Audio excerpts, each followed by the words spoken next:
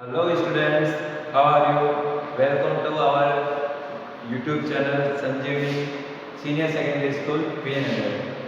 So, in the last lecture we have discussed about distance and displacement and motion. Now in this lecture we will discuss about displacement and some numerical. So let's begin. तो जो last जो lecture था हमने उसमें हमने ये सीखा था कि डिस्टेंस डिस्टेंस एंड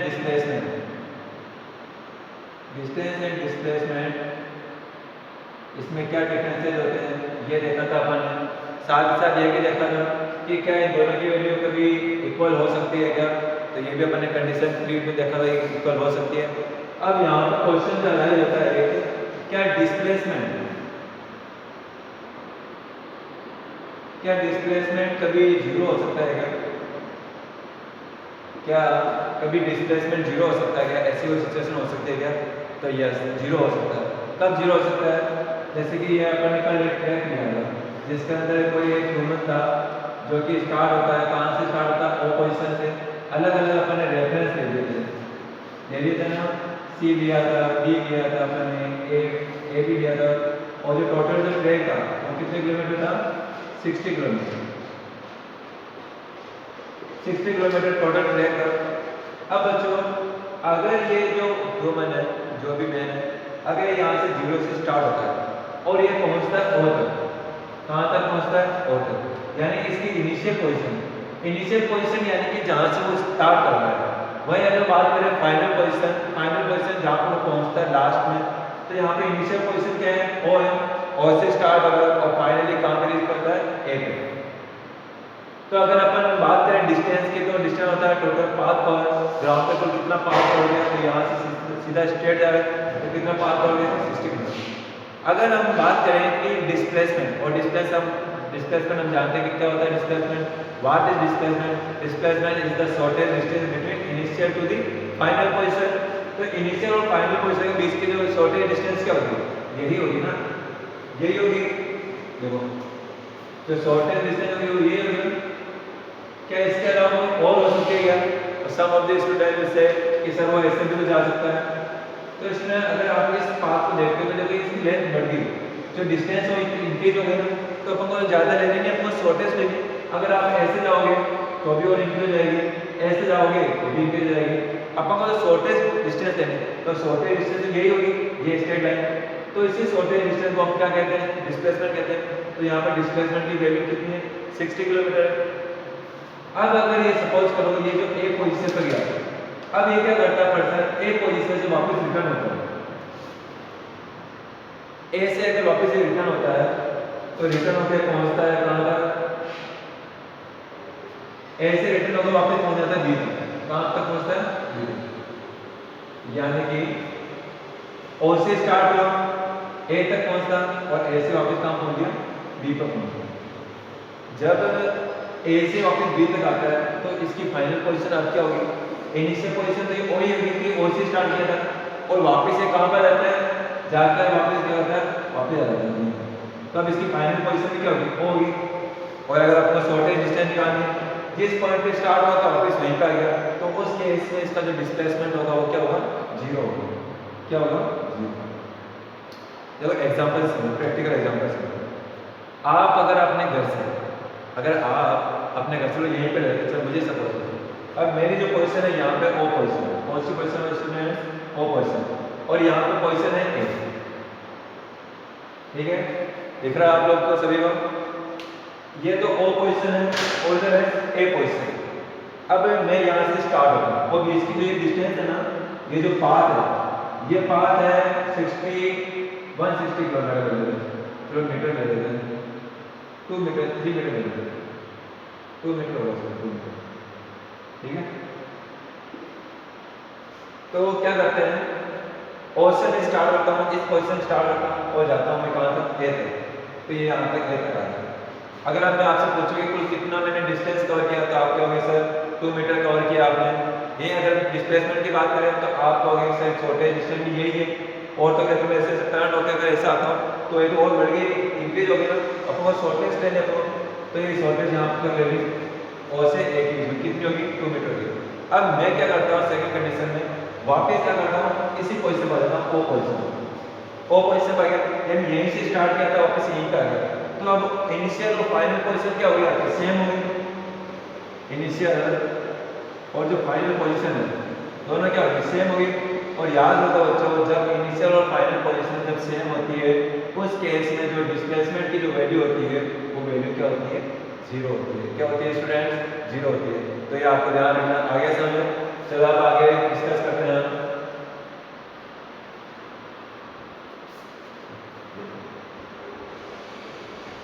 देखो अब आपने क्या देखा होगा जो ऑटोमोबाइल व्हीकल होते हैं उन व्हीकल्स के अंदर जो बाइक वगैरह कार वगैरह, अगर आप कभी छोटे हो तो अगर आप बैठे हो या फिर अगर आपने इसको चलाता है बाइक वगैरह, तो आपने देखा होगा जो बाइक होती है बाइक में आगे की ओर एक ऐसे मीटर लगा होगा, देखा होगा आपने, वहाँ पे ऐसी वैल्यू लिखी होती है 0, 10, 20 ऐसे लिखी हुई होती है ना, 40, 60, तो पूरा एक बना होता है मीटर बना होगा। वहाँ पे क्या लिखा होता है उसके किलोमीटर पर, यानी उस समय स्पीड बता रहा था, स्पीडोमीटर लिखा होगा ना वहाँ पे जिसमें आपको स्पीड बता रहा था। वहीं पर अगर आप एक और चीज़ अगर नोट करोगे तो वहाँ पर एक अलग से कॉलम और बना होता है जिसमें से वैल्यू लिखी हुई होती है, जैसे हो सकता है 2, 0, 2, 3, 4, 1 ऐसे कुछ वैल्यू लिखी होती है और लास्ट में लिखा होता है किलोमीटर। क्या कभी देखा आपने? नहीं देखा तो आप देखना। तो आपकी बाइक के अंदर ऐसे एक डिस्टेंस मेजर करने वाला भी वहाँ पे डिवाइस लगा होता है। तो याद रखो स्टूडेंट जो डिस्टेंस यानी कि आपकी जो बाइक है जो व्हीकल है कितना वो पाथ उसको कवर कर रहा है, कहाँ जा रहा है, कितना वो पाथ कवर कर रहा है, वो जो पाथ को जो कवर करने का जो डिस्टेंस को जो कवर करने का जो मेजर करने का जो डिवाइस यूज किया जाता है उस डिवाइस को बोला जाता है ओडोमीटर। न्यू वर्ड आपको याद रखना है, शायद आपने पहले कभी ना सुना हो बट अब सुन लिया, अब आपको याद भी रखना सुनने के साथ साथ। क्या है ओडोमीटर? पूछ लिया जाए कि व्हाट इज द ओडोमीटर, तो व्हाट कैन यू से? You can say odometer is a device which is used in automobile vehicle for measuring distance, यानी कि डिस्टेंस को मेजर करने के लिए डिवाइस यूज किया जाता है। कौन सा यूज किया जाता है? ओडोमीटर। तो ये आपको याद रखना है। अब हम करते हैं नेक्स्ट एक न्यूमेरिकल सॉल्व करते हैं इसी के ऊपर, ठीक है।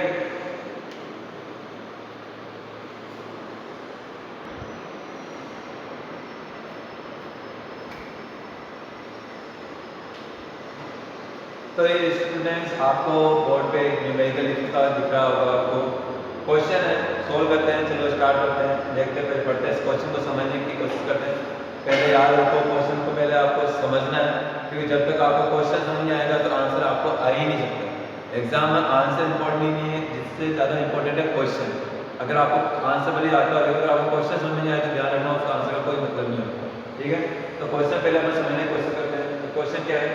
A farmer moves along the boundary of a square field of side 10 meter in 40 seconds, यानी एक फील्ड है स्क्वायर फील्ड है, ये स्क्वायर फील्ड है, ठीक। अब कोई स्क्वायर फील्ड है, अब एक स्क्वायर फील्ड जिसकी साइड क्या है 10 मीटर, कितने मीटर है?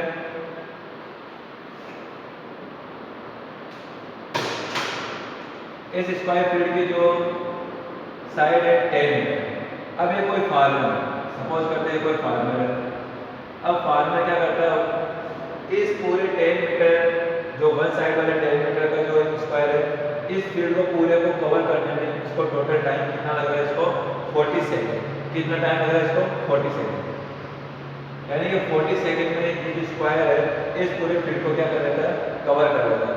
Further let's see what will be the magnitude of displacement of the farmer at the end of 2 minutes 20 seconds from his initial position, यानी ये कह रहा है कि इसकी इनिशियल पोजीशन यही है ना, इस इनिशियल पोजीशन से after 2 minute 20 second 2 minute 20 second बाद उसका जो डिस्प्लेसमेंट होगा इस इनिशियल पोजीशन से वो कितना होगा, ये अपन को क्या करना है? फाइंड आउट करना है।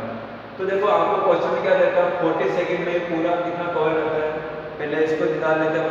तो ये देखो वन साइड है 10 मीटर है और ये स्क्वायर है, स्क्वायर फील्ड है और स्क्वायर फील्ड आपको मालूम है उसकी ऑल साइड क्या होती है? इक्वल होती है। ये 10 मीटर हुई तो ये भी क्या हुई? 10 मीटर, ये भी 10 मीटर और ये भी 10 मीटर। तो अगर हम टोटल इसको अगर ऐड करते हैं तो स्क्वायर का अगर 10 मीटर लेते हैं तो कितना हो जाएगा इसका? 40 यानी कि जो फार्मर है 40 सेकेंड में कवर करता है, इन 40 सेकेंड फार्मर कवर्स 40 मीटर, है ना। 40 सेकेंड में कंप्लीट कर रहा है, तो कंप्लीट कितना हो जाएगा इसकी डिस्टेंस की 10 + 10 + 10 + 10 कितना हो गया 40 मीटर। यानी 40 सेकेंड में अगर फार्मर कवर करता है 40 मीटर, तो ये बताओ 1 सेकेंड में कुल कितना कवर करेगा। अगर 1 सेकेंड में बात करते हैं 1 सेकेंड में फार्मर कुल कितनी कवर करेगा, तो 40 में 40 से डिवाइड कर देंगे हम।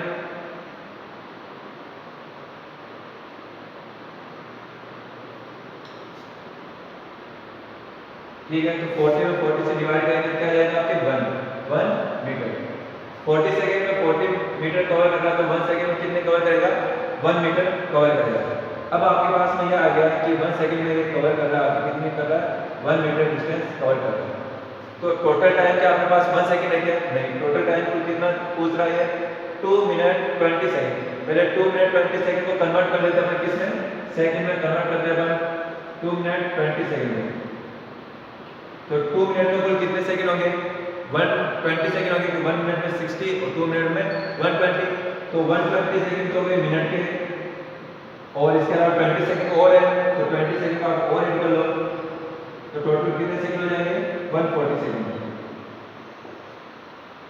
तो देखो यही कहा जाता है, अगर फार्मर 1 सेकंड में 1 मीटर कवर करता है, तो 140 सेकंड में कुल कितनी डिस्टेंस कवर करेगा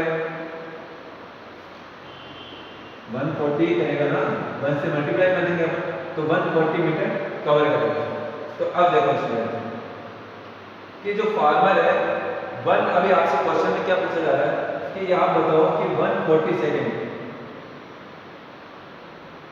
140 सेकेंड में, अगर क्वेश्चन देखो अगर ये पूछा जाता है कि 140 सेकेंड में कुल कितनी डिस्टेंस कवर करता है, तब तो आपका आंसर हो जाता है, ये आपका करेक्ट आंसर हो जाता है। लेकिन याद रखो क्वेश्चन में जो आपसे पूछा जा रहा है वो डिस्टेंस नहीं पूछ जा रही है, वो ये पूछ रहा है कि डिस्प्लेसमेंट क्या होगा, यानी इनिशियल और फाइनल पोजीशन के बीच में डिस्टेंस कितनी होगी, उसका डिस्प्लेसमेंट क्या होगा वो अपन को फाइंड आउट करना है।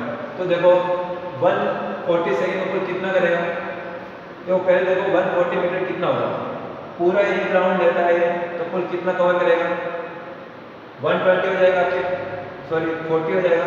अगर 1 राउंड लेता है तो कितना मीटर ये कवर कर जाएगा 40 मीटर, 40 मीटर हो गया, अभी तक इसने 40 मीटर ही कवर किया।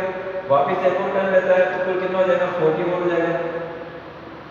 तो फर्स्ट राउंड में यहाँ तक पहुंच गया, कितना इसने कवर किया 40 मीटर। वापिस से स्टार्ट करेगा 40 मीटर और हो गया इसे, अब वापिस अपन कितना लेना 140 तक करना है, तो 40 मीटर और ले सकते हैं अपन। तो थर्ड राउंड में क्या कर लेगा 40 मीटर और लेगा, यानी कि 120 मीटर जब ये डिस्टेंस कवर करता है तो किस पोजीशन में आता है, वापस इसी पोजीशन में, समझ रहे आप लोग।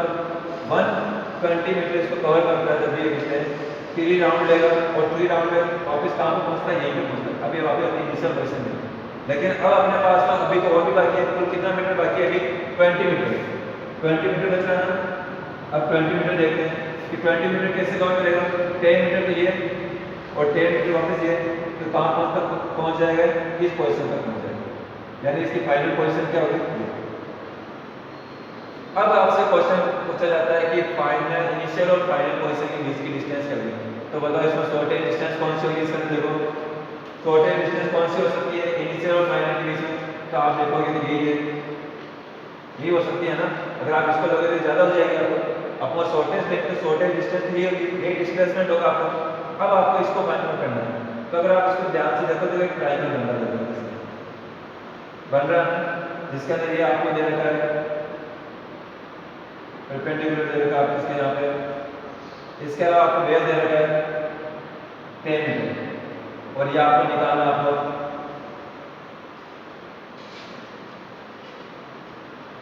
ठीक है। तो अब बताओ इसको फाइंड आउट करने के लिए क्या करेंगे, पाइथागोरस प्रमेय लगाएंगे। पाइथागोरस थ्योरम लगती है, अगर आपको याद होंगे मालूम होगा आपको।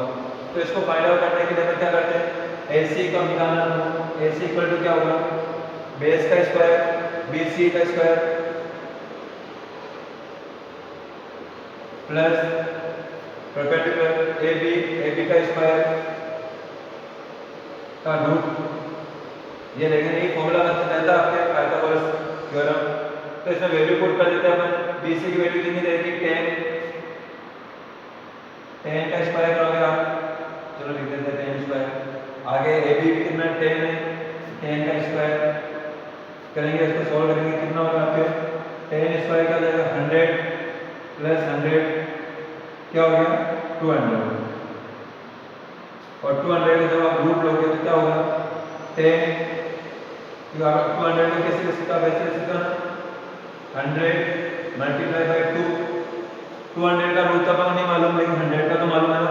तो 100 का रूट क्या हो जाएगा आपके 10, और ये रूट टू अंदर रहेगा आपके। चाहो तो आप यहाँ तक आंसर लिखते हो तब भी सही है आपका, नहीं तो अगर आप इसको और सॉल्व करना चाहो तो रूट 2 की वैल्यू लिख लो आप लोग। रूट 2 की वैल्यू क्या होगी आपके 10 इंटू इसकी वैल्यू कितनी होती है 0.14।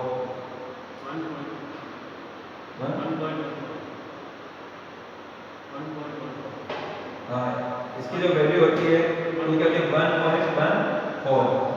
अब आप इसको मल्टीप्लाई करोगे तो क्या आ जाएगा,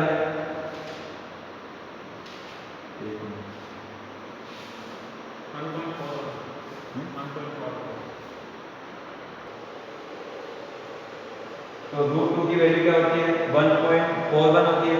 अब आप इन दोनों को जब मल्टीप्लाई करोगे तो क्या आ जाएगा 14.1, आगे और इसके 4 और आते हैं तो आगे मतलब आप नियर अबाउट हो, एप्रोक्स इसकी वैल्यू होती है यही होती है, और ये आपका करेक्ट आंसर होगा। और आपकी इसकी यूनिट क्या होगी मीटर होगी, क्योंकि डिस्प्लेसमेंट निकालना मीटर ही यूज कर रहा है तो आपको यूनिट लगाना बहुत जरूरी होता है। और डिस्प्लेसमेंट की यूनिट क्या होती है मीटर होती है। इसके यूनिट के बारे में भी अपन आगे पढ़ेंगे, डिस्टेंस की क्या होती है, डिस्प्लेसमेंट, स्पीड, वेलोसिटी, इन सब के बारे में हम आगे पढ़ेंगे। तो यह आपका आंसर है 14.14, ठीक है। तो अगर आपको न्यूमेरिकल नहीं समझ आया तो इसको एक बार वापस देखो, वीडियो को रिवाइंड करके देखो इसको और समझने की कोशिश करो। तो आज की वीडियो यहीं तक है। नेक्स्ट वीडियो में हम यूनिफॉर्म मोशन और नॉन यूनिफॉर्म मोशन के बारे में डिस्कस करेंगे। तो वीडियो अच्छी लगी तो लाइक करो, शेयर करो अपने फ्रेंड के साथ में, और हमारे चैनल को सब्सक्राइब करो। Okay bye, take care.